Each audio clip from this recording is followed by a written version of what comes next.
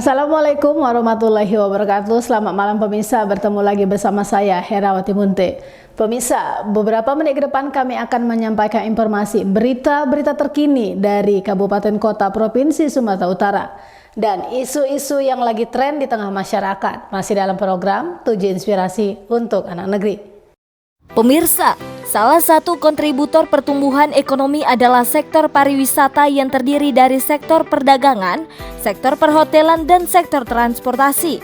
Tak terlepas dari itu, ikon legendaris kota Pematang Siantar yakni Becak BSA turut berkontribusi meningkatkan transformasi ekonomi digital melalui sektor transportasi.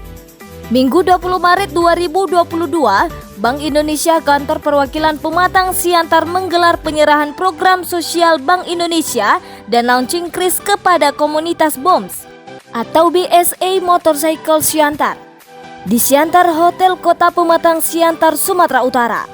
Wujud sosialisasi tersebut disaksikan langsung oleh Deputi Gubernur Bank Indonesia Dodi Budi Waluyo, Kepala Regional Bank Indonesia Dwi Pranoto, Kepala Bank Indonesia Sumatera Utara Dodi Zulferdi, Kepala Bank Indonesia Kantor Perwakilan Sibolga Aswin, Kepala Bank Indonesia Kantor Perwakilan Pematang Siantar Teuku Menandar, PLT Wali Kota Pematang Siantar Dr. Haza Susanti Dewayani SPA, Ketua MUI Pematang Siantar Muhammad Ali Lubis, dan Dim 0207 Simalungun Letkol Infanteri Roli Souhoka, mewakili Danrem 022 Pantai Timur Kasrem Letkol Infanteri Timbul Manurung, Kapolres Pematang Siantar AKBP Boy Sultan Binaga Siregar, pimpinan Bank, pimpinan OPD Pemko, beserta komunitas BOMS. Teuku Monandar dalam sambutannya mengatakan bahwa Pematang Siantar akan diciptakan sebagai destinasi wisata, bukan hanya sekedar transit. Untuk itu, maka Becak BSA adalah kontributor yang paling tepat.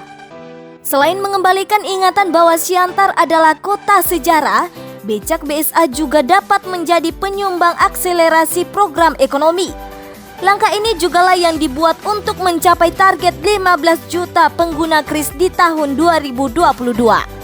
Selaras dengan pernyataan Munandar, Deputi Gubernur Bank Indonesia Dodi Budi Waluyo juga mengatakan bahwa sektor wisata kian ditingkatkan seiring dengan praktisi digital dan berharap komunitas BOMS menjadi penyumbang meningkatnya ekonomi di Indonesia, terkhusus di kota Pematang Siantar. Sementara itu, Presiden BOMS Kusma Erizal Ginting yang tak lain adalah Bapak Susanti Dewayani Ginting kepada media kerap menguraikan cerita historial mulai dari muasal BSA atau Birmingham Small Arms yang menggerus pada sejarah perjuangan bangsa Indonesia terkhusus di Pematang Siantar. Kepada pemerintah, Erizal berharap kiranya diadakan program yang memperutamakan becak. Memberikan secara resmi bantuan sosial Bank Indonesia untuk BOMS Kota Pematang Siantar. Ini merupakan bagian dari kita memajukan kapasitas ekonomi dalam bentuk sektor pariwisata. Bentuk lain banyak, salah satunya adalah UMKM, tapi saya yakin bahwa pariwisata menjadi penting setelah kita dalam masa pandemi 2 tahun mengalami kehilangan sektor ini. Mudah-mudahan dengan kombinasi antara bantuan kepada komunitas BOMS dengan mengikutkan dengan digitalisasi cara pembayaran melalui kris, menjadikan tentunya sektor pariwisata ini bisa terus maju, lebih efisien, itu menjadi penting, dan yang juga adalah tentunya mudah diakses dari sisi pembayaran ini. Ya, itu harapan kita semua. Bank Indonesia akan terus melalui kantor kita di Bank Indonesia Pematang Siantar terus membantu mengembangkan kota Pematang Siantar. Untuk bantuan ini, Pak, apakah bantuan stimulus berlanjut gitu, bergulir? Ini merupakan awal. Ini merupakan awal. Insya Allah kita akan terus membantu melalui tentunya bentuk-bentuk lain. Karena kita tentunya PSB ini tidak saja kepada sektor pariwisata, bisa juga kepada sektor pendidikan, keagamaan, budaya, termasuk juga yang terkait dengan UMKM. Jadi silakan nanti menunggu saja tentunya kerjasama kita. Terima kasih untuk terus bermitra, bersinergi dengan Bank Indonesia. 100, nggak nembus dari 110. Saya curiga malah tinggal 95 gitu. Karena kami setiap tahun membagi sembako, tentunya nanti mau lebaran haji, selalu BOMS, yaitu naungannya. BOM itu BSA Owner Motorcycle, bahasa kita disebut pemilik motor BSA, roda 3 maupun roda 2. Roda 2 hobi, roda 3 memang tujuannya untuk mencari uang. Itu anggota kami ada tadinya itu banyak, sekarang tinggal antara 96 sampai 100. Yang kami lakukan cuma tetap konsepnya, kalau kita berbicara tentang benda cagar budaya, melestarikan. Karena memang barang ini sudah tidak diproduk. Kalau barang ini produk, ya nggak perlu kita lestarikan. Dan semua yang dilestarikan pada akhirnya ya akan tiada. Maka muncul sebuah sistem yang disebut museum. Itu untuk mengenang perjalanan sejarah ini. Gitu. Jadi kita tetap berupaya mengaktifkan becak BSA ini menjadi unik, dia cagar budaya, tapi di satu sisi dia milik pribadi-pribadi. Nah, dia cagar budaya adalah kepedulian kita sebagai warga maupun negara harus peduli, karena ini aset negara. Tapi di satu sisi dia milik pribadi. Nah, lalu perlunya sinergis antara pemilik dengan negara untuk memelihara ini gitu. Dan satu hal, saya melihat potensinya luar biasa. Dia bisa menjadi kendaraan pariwisata untuk kota ini pada tujuan-tujuan wisata, baik wisata tradisional maupun wisata modern, baik wisata kuliner, kalau jenisnya wisata kuliner, wisata agama, wisata sejarah, wisata rekreasi, dan terakhir wisata budaya. Itu ke objek-objek itu bisa kita datang menggunakan yang juga heritage, yaitu becak BSA. Memang kita kecil dan kita merasa ini adalah hal yang sepele, tapi harus pahami dia adalah makhluk cagar budaya, tinjauan sejarah. Dia menyaksikan kota ini sebagai saksi sejarah dan saksi yang paling jujur di 5 zaman yang saya sebut tadi.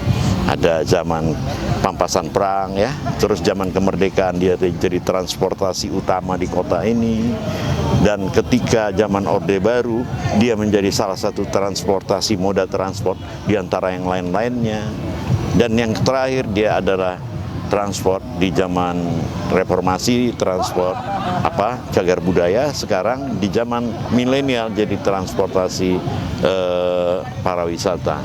Tentunya saya berharap kawan-kawan yang ada, teman-teman yang ada, baik kita warga Siantar, apalagi yang duduk di instansi pemerintah, ada bidangnya itu.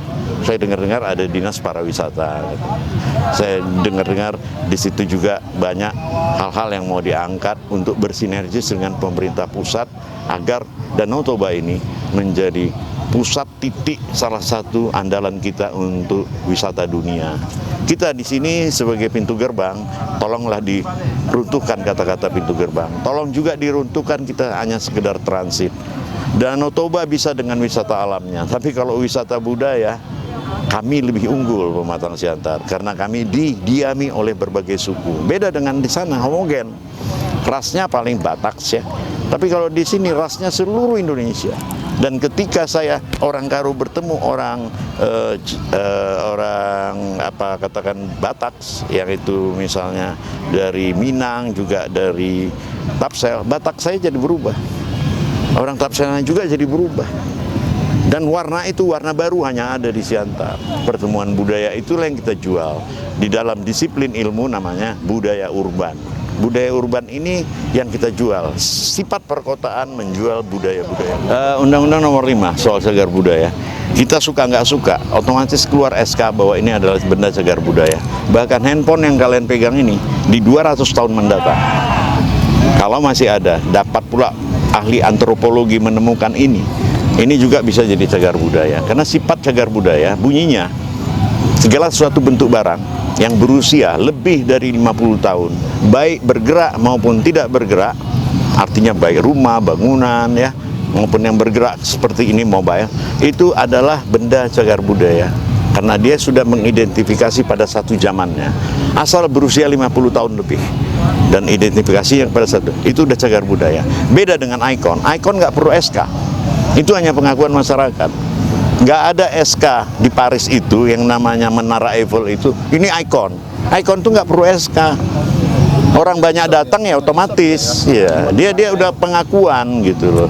Dia tidak ada SK, yang ada SK cagar budaya, SK Benda Purbakala, SK Heritage, itu perlu.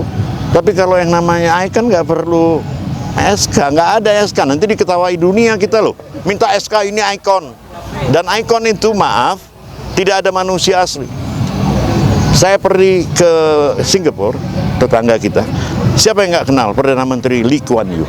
Besar ya, tapi dia judulnya bukan ikon kota Singapura, Lee Kuan Yew, gawat.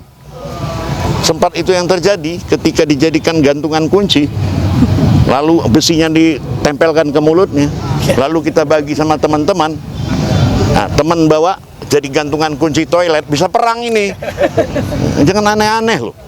Nggak ada ikon di planet bumi ini manusia asli. Washington DC, saya masuk, di sana ada patung Washington, besar. Seorang presiden yang dahsyat juga di Amerika itu. Selain Rockefeller dan macam-macam ya. Ternyata ikonnya di sana adalah patung Liberty.